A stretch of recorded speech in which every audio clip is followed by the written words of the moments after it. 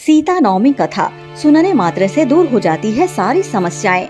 वैशाख माह के शुक्ल पक्ष की नवमी तिथि को सीता नवमी मनाई जाती है। सनातन धर्म में ये दिन बेहद महत्वपूर्ण माना जाता है, क्योंकि इस दिन माँ सीता का प्राकट्य हुआ था।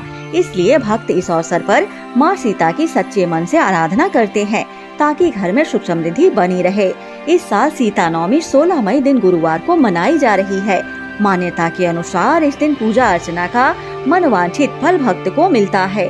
वहीं माँ सीता की व्रत कथा पढ़ने का भी अपना ही अलग महत्व पुराणों में बताया गया है। जो भक्त माता सीता की कथा पढ़ता है या सुनता है, उसके जीवन से सारे दुख खत्म हो जाते हैं, सुख का आगमन होता है और माता सीता का आशीर्वाद हमेशा बना रहता है।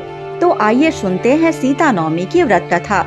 पौराणिक कथा के अनुसार मारवाड़ में एक देवदत्त नाम का ब्राह्मण रहता था, जो भगवान की पूजा भक्ति में लीन रहता था। देवदत्त की पत्नी, जिसका नाम शोभना था, उसकी सुंदरता की तारीफ पूरे क्षेत्र में की जाती थी। यही बात का घमंड उसकी पत्नी के अंदर था। उसके अनुसार वे पूरे संसार में सबसे ज्यादा खूबसूरत और सौंदर्यवान है। इसी घमंडी व्यवहार के कारण वे अन्य लोगों को अपने सामने कुछ समझती ही नहीं थी और अक्सर सभी के साथ बुरा व्यवहार किया करती थी।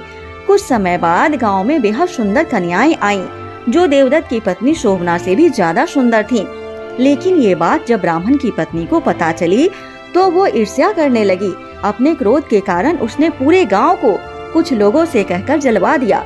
थोड़े समय बाद ब्राह्मणी की भी मृत्यु हो गई, लेकिन पिछले कर्मों के रूप में उसे अगला जन्म चांडाली का मिला और उसके जीवन में बहुत कष्ट आए, जिसे उसे भुगतना था।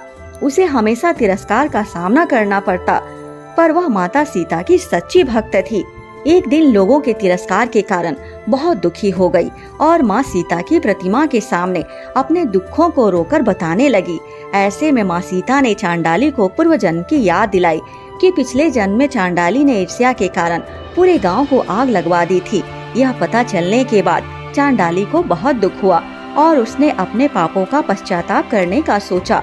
उसने अपने बुरे कर्मों को नष्ट करने के लिए वैशाख माह की नवमी के दिन उपासना और व्रत रखना शुरू किया।